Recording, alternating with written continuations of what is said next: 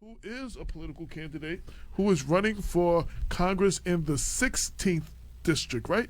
Yes, 16th The 16th district is the current seat currently held by Congressman Elliot Engel. We've had 3 or 4 candidates for the 17th district as well for the Nia Lowy seat, and we're going to have 1 or 2 more of them. But today we have Jamaal Bowman. Did I say it right? Yes, sir. Yes. And you pull your mic up to you.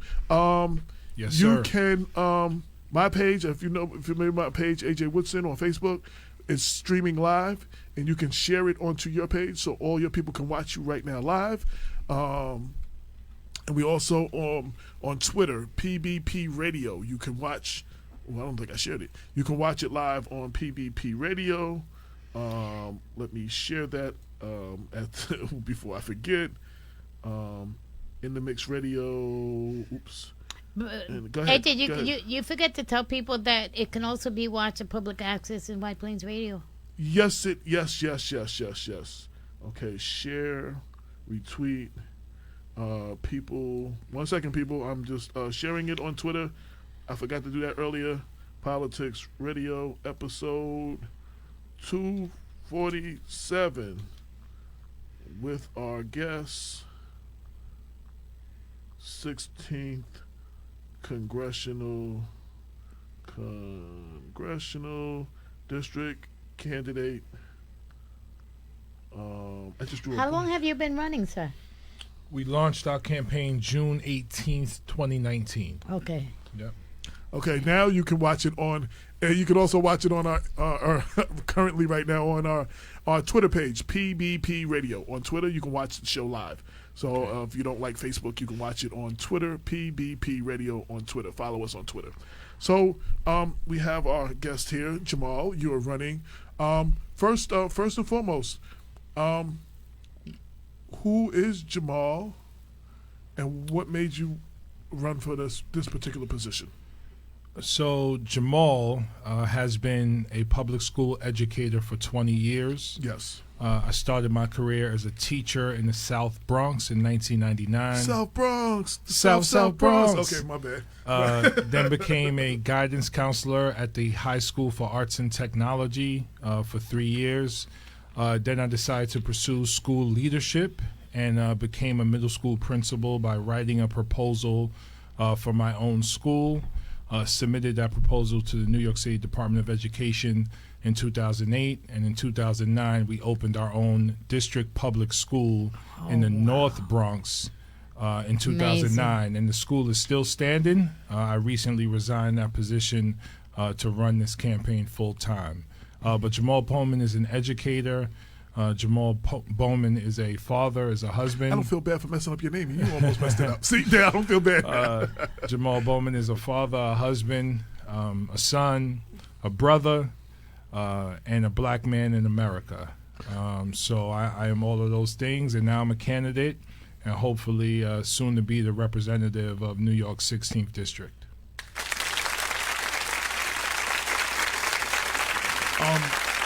Finishing off our Ken Bright said yes with the Martin Luther King clip we just showed. He knew it was coming, his commitment to justice, equality, respect, and he said to me, hope you can come through tomorrow, AJ, for our annual giving back and service on Martin Luther King Day. Please, Ken, send the flyer, either post a flyer or give me the information so I can read that and let everybody know when that is tomorrow.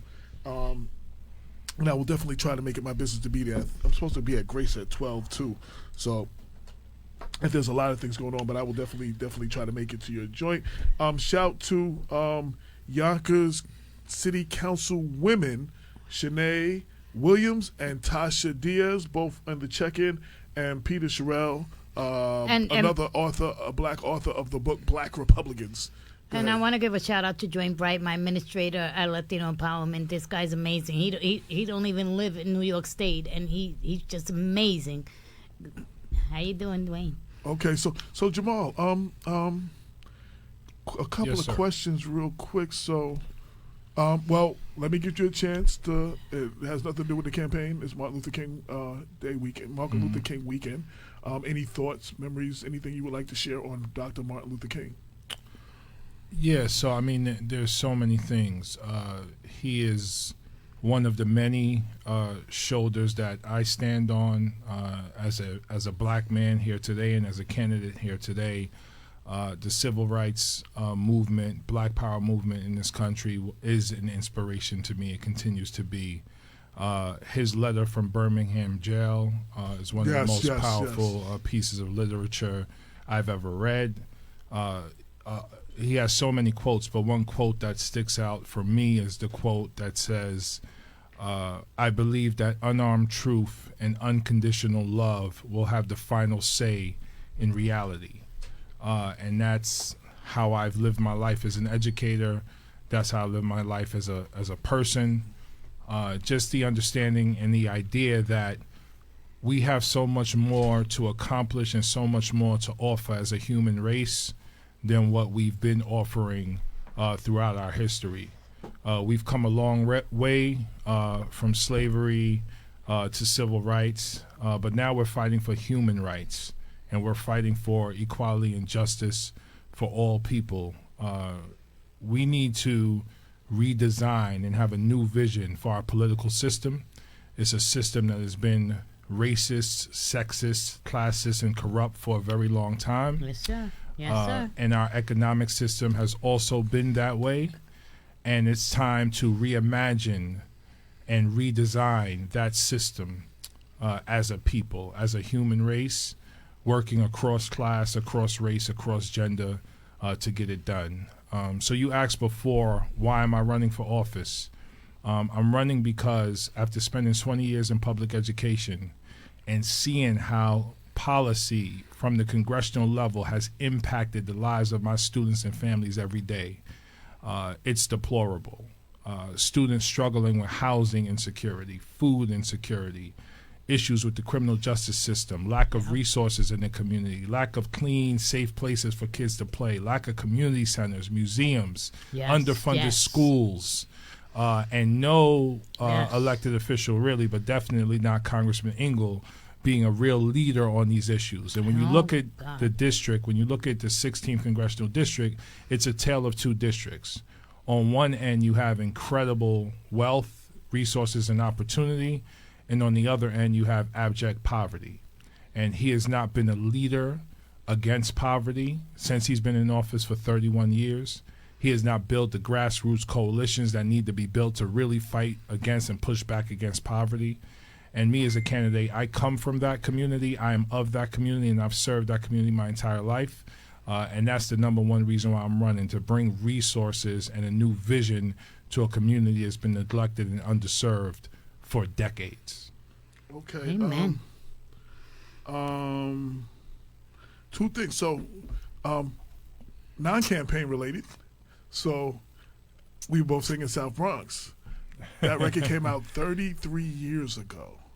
I know because I was on that label with a group called JBC Force. We had a record called Strong Island, which came out the next year, the next January, which is 32 years ago, 32-year anniversary of that record.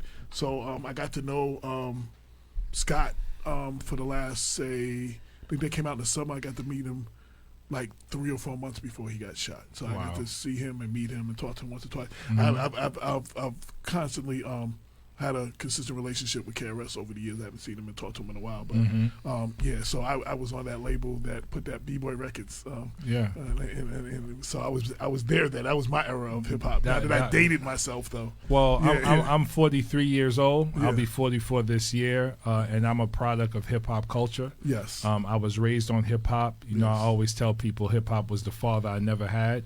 For a lot of people. For a lot of people, and I was lucky because during that era of hip hop, you know, it was KRS-One, it was Chuck D, it was Rakim, it was Big Daddy Kane, it was Brand Nubian, it was knowledge of self. Yes. It was knowledge of history and culture, and really about building community and uplifting not just our people but all people. So I was lucky to grow up in that era, and I'm lucky to be a part of that culture. You know, it's crazy, and this is the last thing about that. I've often said though, I learned more about Black history from hip-hop of that era than I ever did in school. I told someone that today. I literally said those words to someone today. I was lucky to learn about my history and culture growing up, but I did not learn it at school. I learned it from the Edutainment album, and Yes. It Takes a Nation of Millions to Hold Us Yes, Back album, yes, yes. et cetera, et cetera. So, Yes, you know. no, that's good though. People need to hear you outside of the campaign stuff like that. You're not going to get that question any other show. You're not gonna- maybe they'll ask you now that That's you heard true, me. that's Hey, true. if, You're if right, I'm you're on the right. Breakfast Club, you Yeah, never yeah, know. well, maybe with the Breakfast Club. Hey, Yeah. But I watch that any of every these day. other interviews you do about your candidacy, unless they seen this show, they're not going to ask you that. But So, there's a connection, right? There's a connection between the culture and community development and empowerment, and we need to bridge those gaps and make those connections as much as possible. absolutely, and shout out to Keisha Skipper, who's with the Hey, Keisha. Westchester Black Women Political Caucus. She just tuned in, and as you were saying, the letter to And Pepsi Birmingham. Martinez, my cousin. I announced her earlier. Oh, no. Yeah. She's been on for a Oh, while. okay. Hi, Pepsi again. But sometimes people go off and then come back, And and, they then come it back, pops up. I shared a link from Black Westchester that we wrote about the letter to the Birmingham, a letter from Birmingham. I was always inspired by that. Real quick, real short. Him being inspired by Paul the Apostle in the Bible, who wrote half of the New Testament from jail. That powerful representation of that letter from jail was like our generation of that. Like you know what I'm saying? Like that, to me, that was powerful for me. Yeah. Well, it shows that the historical resistance is about risk taking, and people throughout history have risked their freedom and their lives to move the social justice agenda forward. Right? When you fight for the historically oppressed, there are consequences that comes with that. You may be exiled, you may be banished, you may be incarcerated, or you may be killed. And we stand here and we're able to do this work because of people who risked their lives before us. So it's an incredible honor. It's humbling, and I hope to continue to carry the torch. And lastly, as far as that is concerned, I've always say on this show and in the paper and anywhere that will give me a microphone, we have to stop resting on the laurels of the civil rights era and continue fighting now. Many of us have benefited from that, but we have not furthered that in our generation, and that's why I think we're behind now. You know what I'm saying? We have to continue the fight and further those things in the same essence in our generation. So yeah, and I think a lot of that spirit is being recaptured as we speak. Near the end of Dr. King's life, he talked about a radical redistribution of political and economic power. Making them feel the pain, distributing the pain. Well, yeah. Right? And I think what's happening now with organizations like the Justice Democrats, the Democratic Socialists of America, that we are looking at the political and economic system through that lens. There needs to be a radical redistribution of political and economic power. Over the last 4 decades, we've seen the stagnation of real wages, right?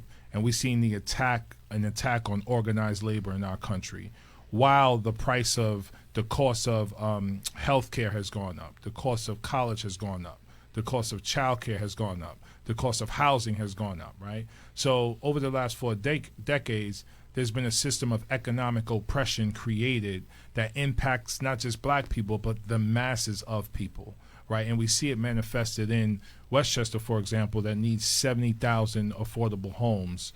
And Westchester, for example, that has 51% of people that are severely rent burdened. 31% of people that are severely rent burdened in Westchester. I would think more. Wow. Yeah, right, 31%, but that's a high number, That's right? a very high which number. Means and that, one of the richest counties in this that's country. right. Which means they're paying more than 51% of their income towards rent. Right. That's why we need rent stabilization laws, rent control laws. That's why we need to protect our renters against landlords who are being oppressive, not just here locally, but at a national level. That's one of the platforms we're going to be rolling out soon, our housing platform.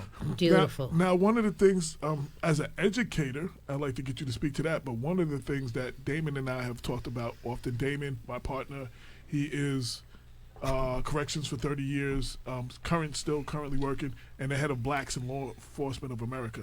He often says the numbers that it's roughly around 100. It costs the resident, the taxpayers, about $100,000 to house an inmate for a year, but it costs $10,000 to pay for that kid to go to Westchester Community College. Mm-hmm.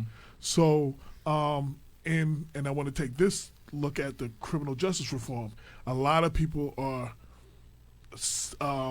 not feeling this criminal justice reform because of with the bail, with the no bail, and some of that, the institutions will have less people there, and we're spending all this money to incarcerate people.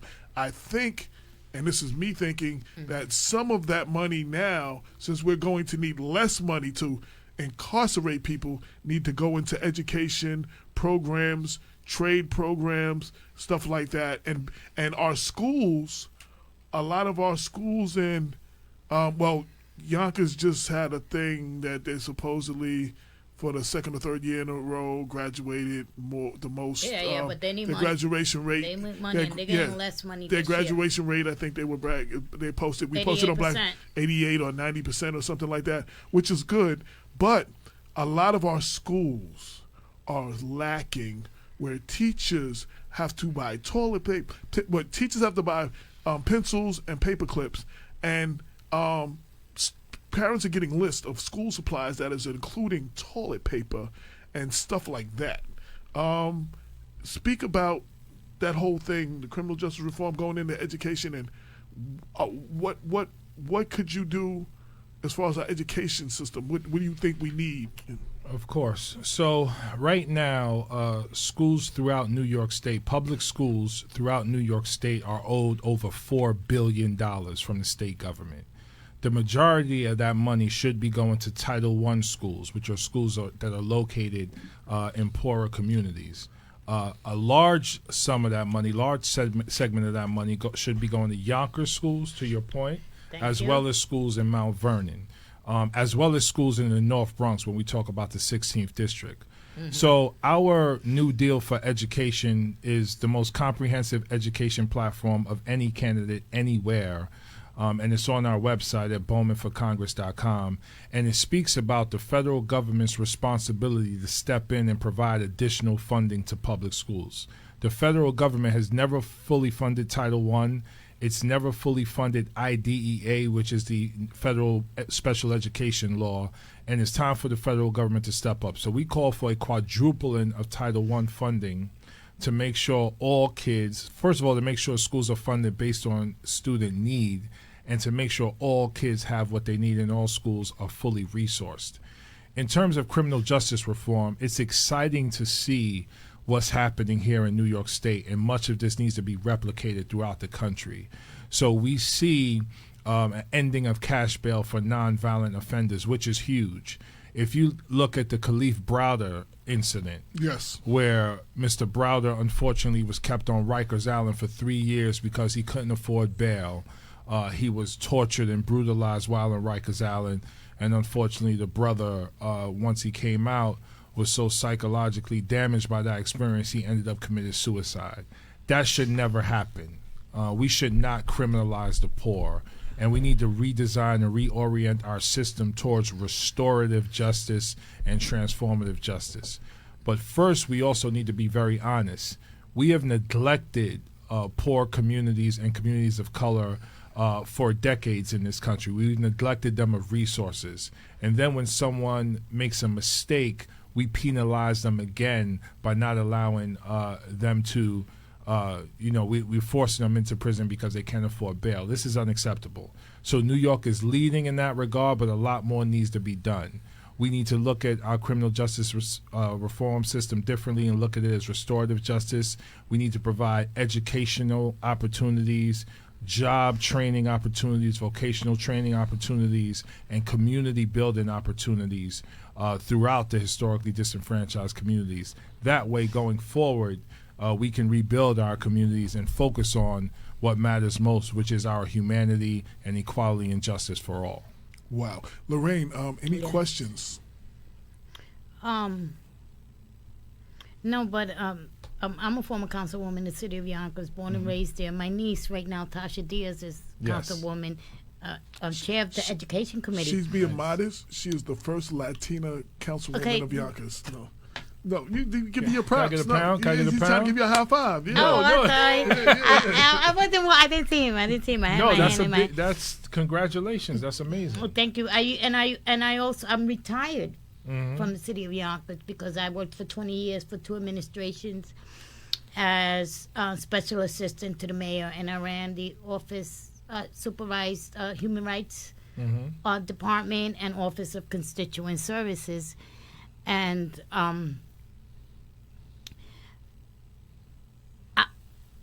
everybody's a Democrat. I'm not. Oh yeah, But she's our resident Republican. Uh-oh. But I'm a Oh, my moderate, and goodness. I am not a Trump supporter. I am not a Trump, but I'm still have faith in the party that it'll change some. It can be reformed. It can be reformed someday. But see, AJ, I lost my train of thought. Okay, Elliot Engel. That's where I was going. Yes. I think he needs to retire. And I keep saying it every time we bring somebody in here.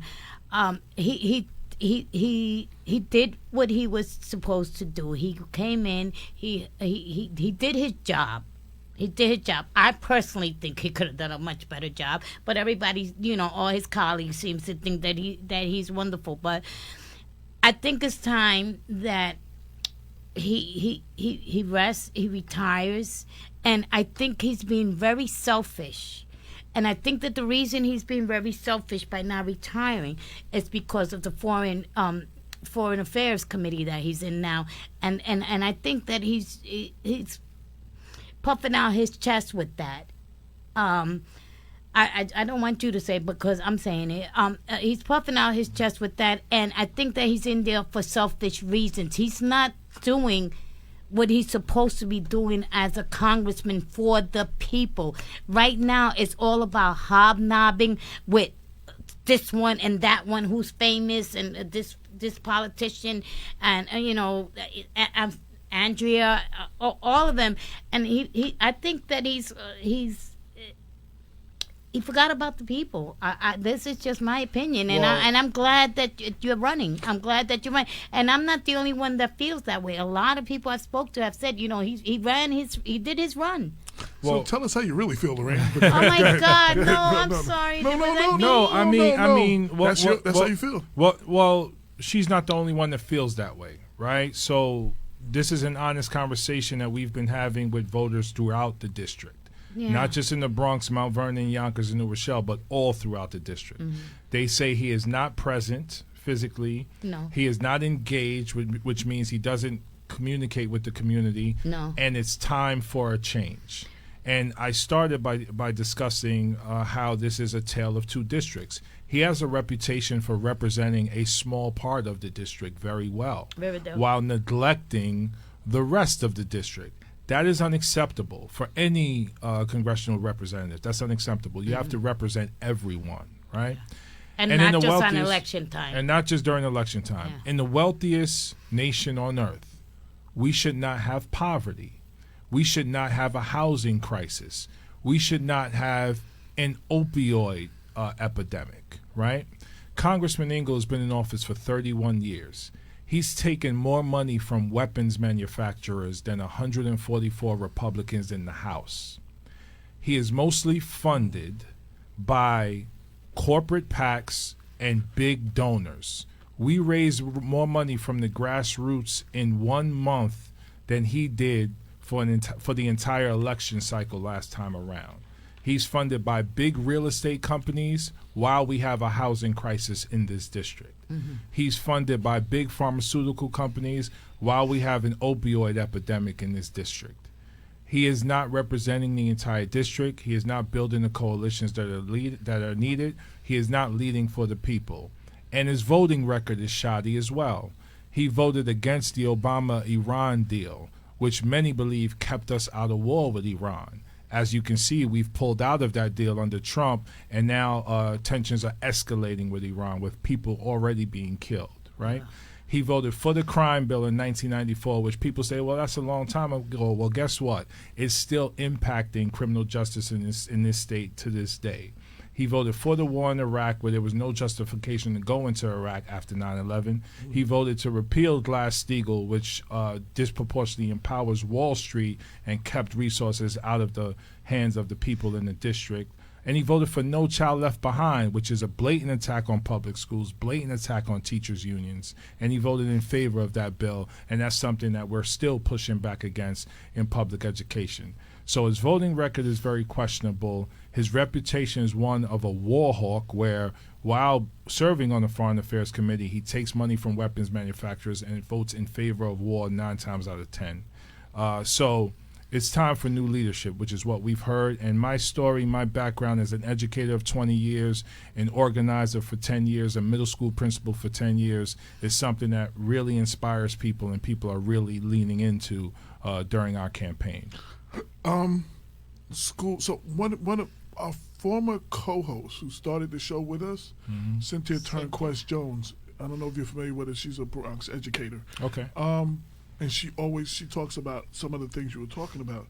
I know a lot of teachers, a lot of educators. One of the complaints is that the No Child Left Behind thing has them just preparing kids to take tests. Yep. And they can't teach the kids. They don't have time to teach the kids lessons because they spend most of the year teaching them just to pass a standardized test. Correct. If you want to speak on that. Well, yeah, I mean, that's exactly what we've been fighting against in public education. You know, we were a part of something called the opt-out movement, where parents across the state decided to exercise their right to refuse the standardized tests, because there's no research that shows testing kids every year improves performance. There's no research that shows tying teacher evaluations to standardized test scores improves our schools, right? We implemented No Child Left Behind in 2001 to close the achievement gap. It is 2020. The achievement gap has widened since 2001. The standardized testing movement is a school privatization movement. You bring in the standardized tests, you show that the kids are struggling on the tests. Now you have an excuse to fire teachers, close schools, and open up charter schools. There are hedge fund managers who invest in charter schools and make a profit off of investing in charter schools after a 7-year period under something called a new market tax credit, right? So, again, there's no research that supports annual standardized testing. What we've been pushing for is a holistic education movement, something that educates the whole child, right? So you focus on early childhood, birth to age 8, to make sure their foundation is strong and that families have the support they need. You push for something called progressive pedagogies, where students learn to work collaboratively and independently in driving their own learning outcomes, right? You focus on culturally responsive education, which is a focus on civics, history and culture, and now a connection as a humanity, and how and the symbiotic relationship between us as human beings and us and the planet. And you focus on project-based learning, because as you get older, to design and run your own radio show, you have to be skilled in project-based learning. There are many people who don't do well on standardized tests who thrive in different arenas, whether it's technology, sports, music, the arts, politics, whatever. Yeah. It's about giving kids multiple opportunities and incorporating the multiple intelligences into our schools and community centers, right? Because learning doesn't only happen in a school building; it happens all throughout the community. That's right. So if we stop investing in weapons manufacturing, the military-industrial complex, war, if we stop giving tax breaks to the most wealthy among us, and we start focusing on those who are most vulnerable in our society, our seniors, our children, those who are disabled, English language learners, etc., focus on them and bring them the resources, then we can begin to thrive as a collective humanity, and that's what we're pushing for with this campaign. One of the issues that came up under our current president is immigration. As a candidate for Congress, where do you stand on the things that have been done and our current situation in immigration? Yeah, well, first of all, we need to protect DACA recipients and create a pathway to citizenship for those who are already here. We need to have anyone seeking asylum in this country. We need to open our arms to them and welcome them into our nation and support them in any way we can. These are people fleeing political persecution, economic strife, and war in their nations, and they need our support and they need our help. America has gone to countries in South America, Central America, Africa, the Middle East. We have disrupted and destroyed political and economic systems all over the world. We have done that. Mm-hmm. And by doing so, we have created mass migrations, not just into this country, but into other countries as well. We need to right those wrongs by investing in what I call a 21st century Marshall Plan to rebuild what we've destroyed in other nations. And if someone is coming here for support, we need to support them here. We live in an abundant nation and an abundant world. There's a lot more that we can offer the people than what we're currently offering. We still have a scarcity mindset where we think there are not enough resources for everyone. That's not true. We live in an abundant world, and our immigrant neighbors who come here for support, we need to do everything we can to support them. And we need to abolish ICE, because ICE is behaving as a terrorist organization and terrorizing the immigrant community. We need to reorient our national resources towards ending something like human trafficking, which is modern-day slavery, which disproportionately targets young girls, and it's happening all over the world and in this country and in this district. So we need to focus on what's really plaguing our society. Immigrants are not. Immigrants are the lifeblood of our society. They always have been, and they always will be, and they will help us build a better nation and a better world. It's funny. The campaign slogan of the president is "Make America Great Again." One of the things that made this nation great in the scientific achievements was bringing people from other countries here, and the collective knowledge of, that's how we became great in a lot, the arms race and all of these things, bringing the scientists from Russia and from all these other places. Cicely Greaves, one of our listeners, said, "I like how knowledgeable he is across the board." And she said, yes, project-based learning is an effective tool for learning. And I wanted to say, while you were talking about it, I didn't interrupt you, some of those things, Jared Rice, city councilman from New Rochelle, who now is the city court judge, New Rochelle was the first city to accept the My Brother's Keeper initiative, and they called us in, some of us from outside of New Rochelle, to help. Mm-hmm. And listening to that, some of the initiatives of My Brother's Keeper from President Obama were some of the things they brought on, some of the things you were just talking about.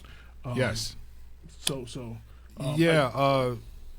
I'm somewhat critical of the My Brother's Keeper initiative in terms of I haven't seen the resources filter into the schools as much as I would like to see them. And I'm speaking from the perspective of schools in the Bronx, because that's my experience. Right. I can't really speak as much to Yonkers and Mount Vernon, but there was a lot of money invested there. And I think oftentimes, because we have bureaucrats without enough experience in the education space, determining how money is allocated in school systems, I think that's where we run into problems. So I love the My Brother's Keeper initiative. I'm glad we signed on to it. I just think, we have to have very ambitious goals when it comes to what happens in education. And when I talk about project-based learning, that's in alignment with a vision of integrated schools. That's in alignment with ending this annual standardized testing that's happening and focusing on the gifts and unlimited potential of our kids. Like we haven't even tapped into their unlimited potential, their genius, and what they can bring to the table. We have kids going through the motions of school, and they have so much more to give, right? One example I always like to give is the Beatles. The Beatles hated music class. Wow. They hated music class, right? They had to leave school and come out of school to form their band, the Beatles, and then go on to change the world, right? My point is, if we align what's happening in our schools with the unlimited potential and interests of our kids, imagine what we could achieve and how much they can thrive. no one's having that conversation, and that's the conversation we hope to bring to the table. Well, I know one of the things they've done to a lot of the schools in the minority community, they've cut the art program, the music Completely. programs. That was all part of No Child Left Behind. And there were, while that was a good quote from the Beatles, I do remember an interview decades ago with Kenny G, who said it was the music programs in school that kept him in school and kept him engaged in school, and he went on to be Kenny G. Mm-hmm. You know what I'm saying? So, I mean, we learn different ways, we articulate, receive, and dispense information different ways. You have a listener, Dwayne Bryant. Train Bright. He said, "Good session today, and thanks for the shout out, sis." Shout out, sis. Shout out for sister. Thanks for having me. Okay. Fantastic platform to run on. How can I help as I believe these problems aren't isolated to the 16th district? The scenario is played out nationally, and affordable housing is becoming a national rather than regional problem many coastal cities have become accustomed to. There is a direct correlation between Correlation. Okay, thank you. You're welcome. Between rampant crime and generational poverty. If properly addressed, the need to address criminal justice reform will lessen. As has been mentioned, the best place to start or address this is via K through 12 education and funding. I appreciate these kinds of efforts. His is a refreshing voice, and I respect his firsthand knowledge of his community's concern, particularly the issues surrounding education. Great ideas proposed. The project-based learning is a fantastic idea and concept. K through 12 education and profit should never be in the same sentence. Mm-hmm. I know it was a lot, but if you got that and you would like to address any of that. Well, I appreciate that. I became an educator 20 years ago. Started teaching in the South Bronx, as I mentioned, because of my personal experiences. Right. So, I was raised by a single mom along with my three sisters. I lived in the projects, and I lived in rent-stabilized apartments. I grew up during the crack cocaine era, that era was incredibly challenging, and I've lost family members and friends to that era, either dead or in jail right now as we speak. I've had it personally impact my family with my siblings. And I went to public schools my entire life. And, there were most of the time I wasn't engaged in our schools because the curriculum didn't really speak to me. What got me engaged was, coaches, mentors, sports, the arts. That got me engaged and got me excited, and ultimately led to me going to college, graduating college, and becoming an educator. My point is, this campaign and this candidacy is driven by both my personal and professional experiences. And I remember being a kid that felt marginalized within the school system. So, my thoughts and my vision is around, how do we bring all kids into the conversation, regardless of background, regardless of challenges? How do we make sure all kids are seen and heard, and we give them the resources that we need? So when I talk about project-based learning, it's rooted in all of that. Criminal justice, yes, it's about making sure we fully invest in our schools, but we also have to fully invest in our communities as well. We need to invest in jobs, job training, housing, etc., so that our brothers and sisters who come home have a track right to a job and have a track right to housing. Because many times after they come home, they're discriminated against in housing, and they're discriminated against in jobs, and they don't have opportunities to move on after they've paid their debt to society. And the way they pay their debt, quote unquote, needs to be changed as well. So a lot of work to do. That's why we're working with the grassroots to build, the most comprehensive platforms as we possibly can to meet the needs of the people who have the most needs. Well, definitely a lot of listeners are engaged in what you're saying. So for people hearing you for the first time, they're being familiar with you first time. How can they get in touch with you? Website, social media, if they want to reach out to you, contribute, volunteer, whatever? Yeah, so the website is bowmanforcongress.com. You can go to the website and you can make a donation there, or you could click the volunteer. Both mean a great deal because as we move forward and really push to win this campaign, we're going to need all the support we can get. We have a ton of support thus far. We've been endorsed by the Justice Democrats, the Jamaal Club, Brand New Congress, Cynthia Nixon, Zephyr Teachout, Sean King, the Jewish Vote. Sean King, really? Yeah, Sean King has endorsed our campaign, yes. Oh, congratulations. Thank you. The Jewish Vote, and we have more endorsements coming. Fundraising is going well. Our polling numbers are strong. And I just want to be clear, this is not a protest campaign. We're not just running to bring attention to causes. We are doing that, but we're running to win. And that's something I want everyone listening to understand. We are running to win. We are in a position to win. I resigned my position as middle school principal to run on this campaign full time. This is a school that I founded myself 10 years ago. So this was my baby that we left to do this campaign. It's that important. It's that urgent. And you can find us on social media at Jamaal Bowman New York. On Instagram, on Twitter, on Facebook, Jamaal Bowman NY. Jamaal is spelled Jamaal.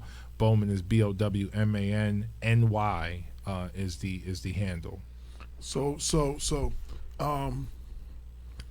we've covered a lot of territory. Now I want to ask you now. So Congressman Elliot Engel. Now he's been in office for 30 years. 31. 31. He keeps getting reelected. Name something, not to promote your opponent, but name something that you respect or that you feel that he did for the district, and that you will further, You will continue. Yeah. So, as I mentioned, there are parts of the district that he represents well. I plan to also represent those parts of the district well. Because I'm not going to ignore or neglect any part of the district, right? When we win, we're going to have to represent everyone. Everyone, yes. But for me, it's all about bridging the racial, religious, and economic divide that exists within the district. People in certain parts of Westchester don't know what's happening in the Bronx. People in certain parts of Westchester don't know what's happening in other parts of Westchester, right? But we have more in common than we have in terms of differences. We all want great schools. We all want opportunities for employment. We all want safe communities. We all take climate change very seriously, which is why we're pushing for a Green New Deal. We all take getting big money out of politics very seriously because that nurtures and exacerbates inequality. And the addiction crisis that's happening in the district is happening in all parts of the district, not just the black and brown parts. So there's a lot of work to do, and people are really leaning in and supporting our campaign from across the district, and we're really excited about that. So, I will represent the entire district, including the parts that Elliot Engel has represented as well. Now we're coming close to the end of the show. I'm going to try to cram as much in as possible. Medicare for all, where do you stand? Okay. Full support, 100%. Medicare for all, single-payer healthcare system. Reason why is a few reasons. One, right now we have 40,000 people dying every year because they don't have health care. That's unacceptable in the wealthiest country in the world. It includes long-term care, which means our seniors will finally be taken care of. My mother's 75 years old, and she's been dealing with some health issues lately, and I can't tell you the hoops we have to jump through to get her the care that she needs. And luckily, it's me and my 3 sisters working to support her, but I can't even think about someone who doesn't have the support system trying to take care of one of our seniors. So Medicare for all, absolutely 100% support. So for everybody who does support that, and then I have to ask the question from the other side, how do you pay for it? The same way we pay for war, the same way we pay for $1 trillion tax cuts to the wealthiest among us, right? We seem to always have money for war, and we seem to always have money for $1 trillion tax cuts for the wealthy, but we don't have money for health care. Why is that, right? So the insurance companies, the pharmaceutical companies, the fossil fuel industry have all used their propaganda and media to lead us to believe that there's not money to pay for things.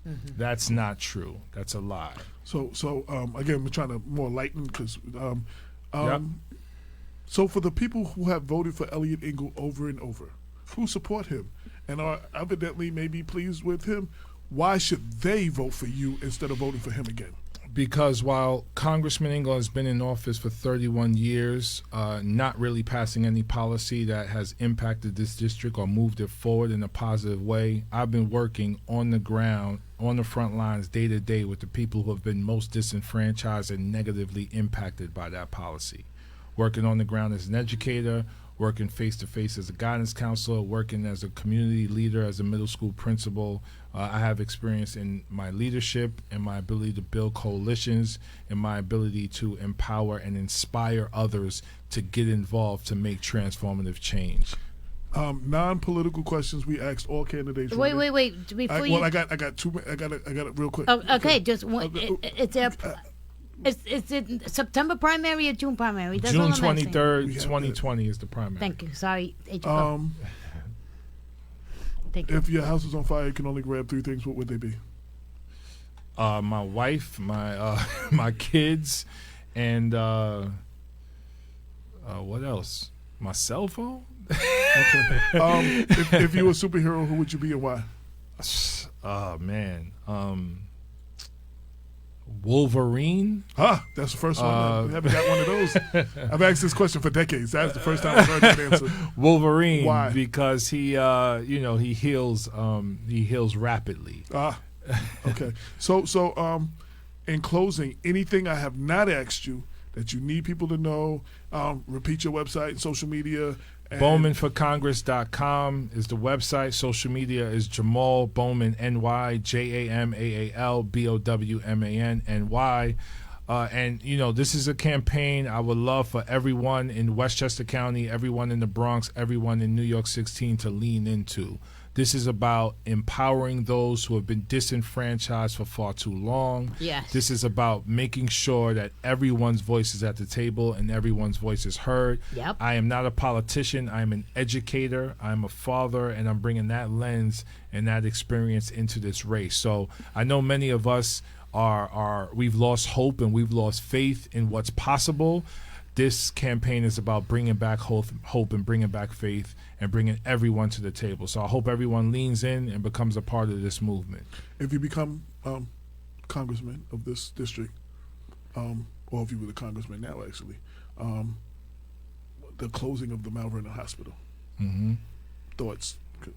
Anything real quick? Well, it wouldn't be closing. I would be doing everything in my power, not just to keep it open, but to build more healthcare facilities. As a matter of fact, at my school, the school that I'm the founding principal of, we're actually building a healthcare facility attachment to our school that's going to be breaking ground in June 2020.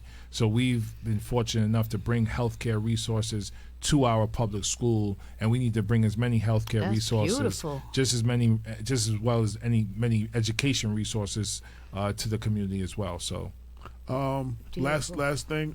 Anything I didn't ask you that you want people to know about you, your campaign, anything? Last words.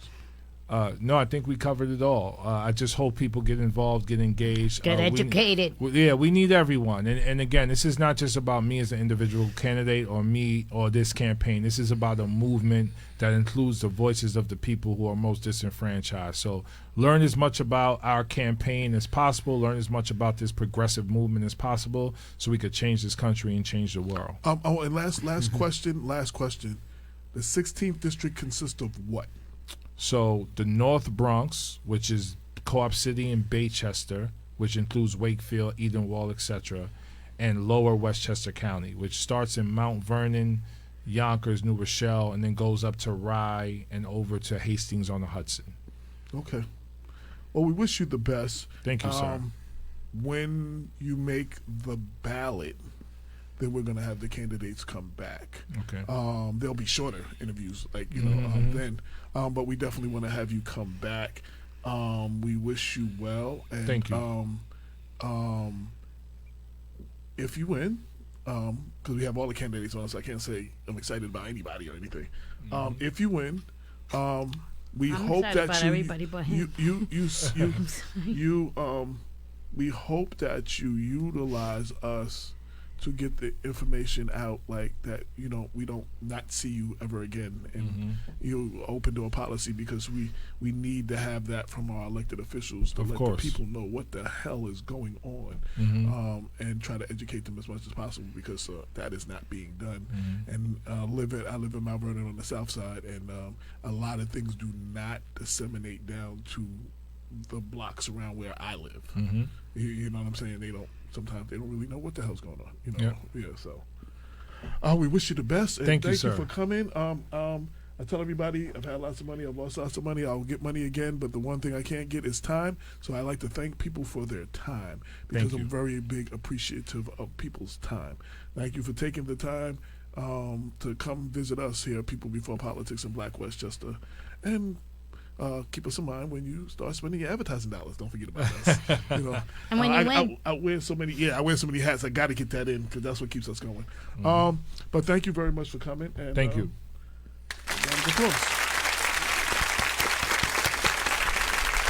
And I'm going to show. I just want to thank everybody for coming to the show. I want to thank our guests for coming. I want to thank everyone for tuning in. There were a lot of questions, and I apologize that I could not get in. But he's giving you his information. One more time, website, email address, if they want to ask you questions or whatever.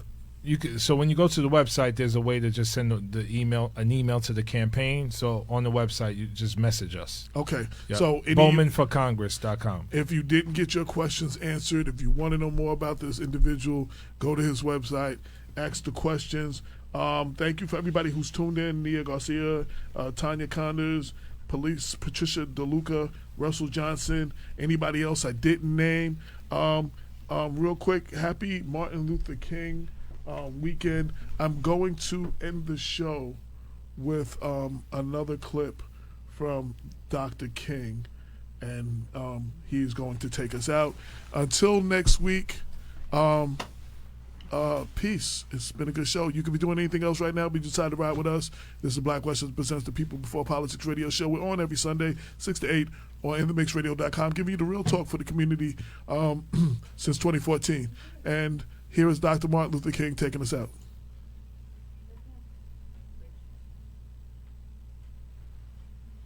Realize that the problems of racial injustice and economic injustice cannot be solved without a radical redistribution of political and economic power. We read one day, we hold these truths to be self-evident, that all men are created equal, that they are endowed by their Creator with certain inalienable rights, that among these are life, liberty, and the pursuit of happiness. But if a man doesn't have a job or an income, he has neither life nor liberty and the possibility for the pursuit of happiness. He merely exists.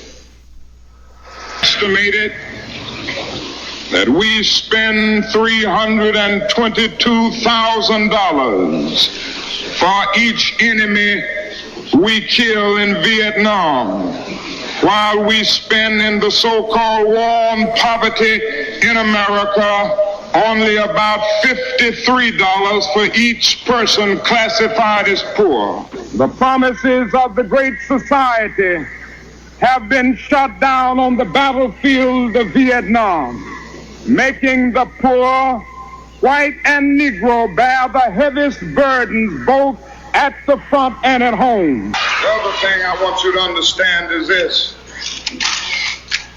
that it didn't cost the nation one penny to integrate lunch counters. It didn't cost the nation one penny to guarantee the right to vote. But now we are dealing with issues that cannot be solved without the nation spending billions of dollars and undergoing a radical redistribution of economic power. Yes.